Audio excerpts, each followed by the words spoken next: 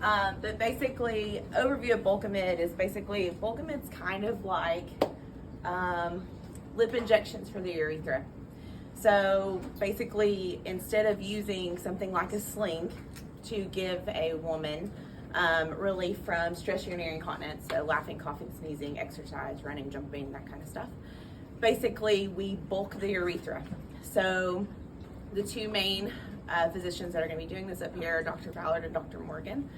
Basically what they're going to do is they'll go in and they'll do 4 cushions. It's a Cysto Plus procedure.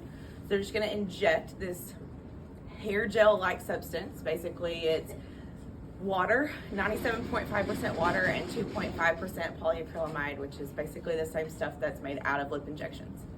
What happens is when that polyacrylamide disappears, just like lip injections do, the water stays and it forms kind of a water balloon in the urethra. There's 4 of them, and eventually it causes the patient to have their own tissue and growth in there. So it is long lasting. Right now the data is about 8 years.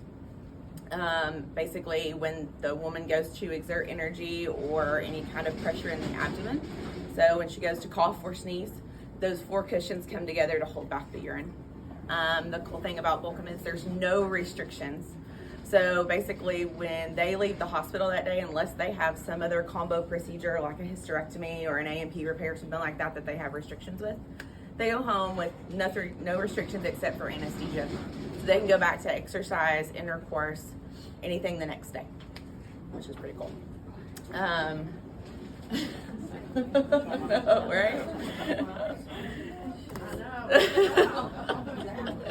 Everybody's like, Dr. Morgan? So basically the setup for the procedure is super, super simple. Everything comes in a kit. So you have a box that has 2 syringes of Bulkamid, already drawn up for you, you don't have to do anything to it. 2 injection needles, look like this, and your sheath that goes over your scope. So everything that you need for the procedure besides your cysto setup is in the kit. You guys share the scopes with the surgery center down there, but they're tiny. They're a 0 degree. They're a pediatric scope. They're actually made by us for the female urethra, so they're tiny. Setup for it, basically, this should come if for some reason you get in a case and you figure out you do not have a blue sheath when you unwrap these. Please let me know. These are so fragile that if somebody were to literally just bang it on this counter, it's gonna fall apart. So just let me know if you don't have any blue sheaths on here. They have to be sterilized with these blue sheaths on there because they will break. But basically, you'll take your scope, sheath on, and you'll kind of feel it snap in. Difference between this and a regular cystoscopy is literally everything goes up on a cysto. So they have their light cord up, camera, all that stuff. Everything goes down on a Bulkamid case, and they know that. So just put the sheath on, everything down, light cord, your camera, and then you have your blue and your red, so your inflow and outflow. Open your blue and close your red. The red has to be closed for the procedure unless he's like draining the bladder or she's draining the bladder. And then your cysto tubing goes here. That's it for that. So this sheath is 360 degrees rotatable, so that's how they actually do the injections. They don't have to angle, they don't have to do anything. They're literally gonna go in the urethra and rotate this and do 4 injections.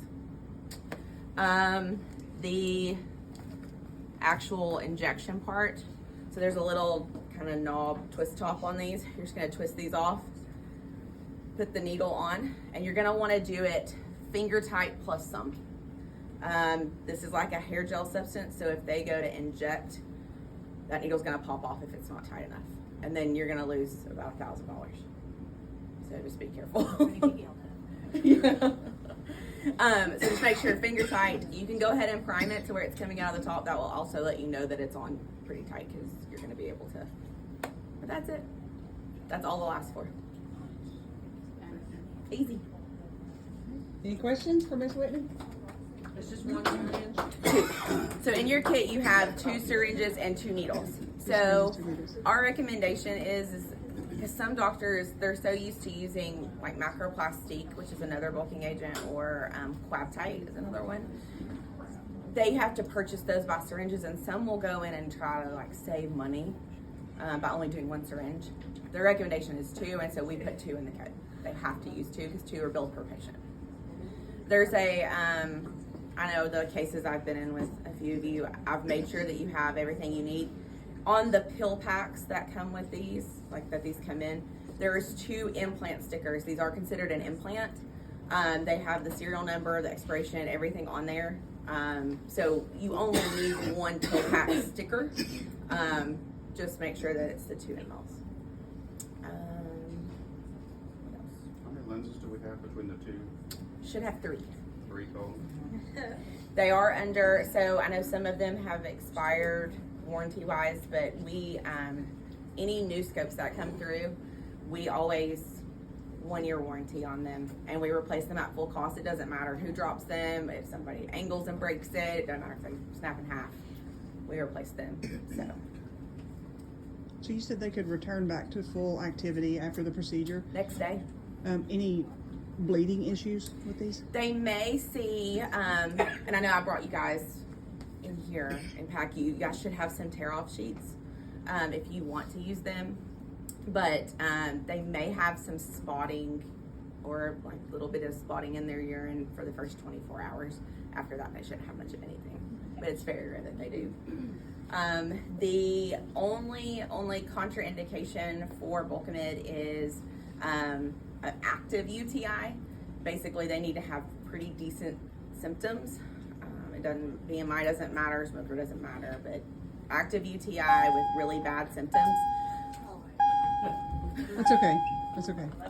Hey, it happens. But that'd be the doctor's recommendation, but they're gonna treat them with pre-op antibiotics anyway.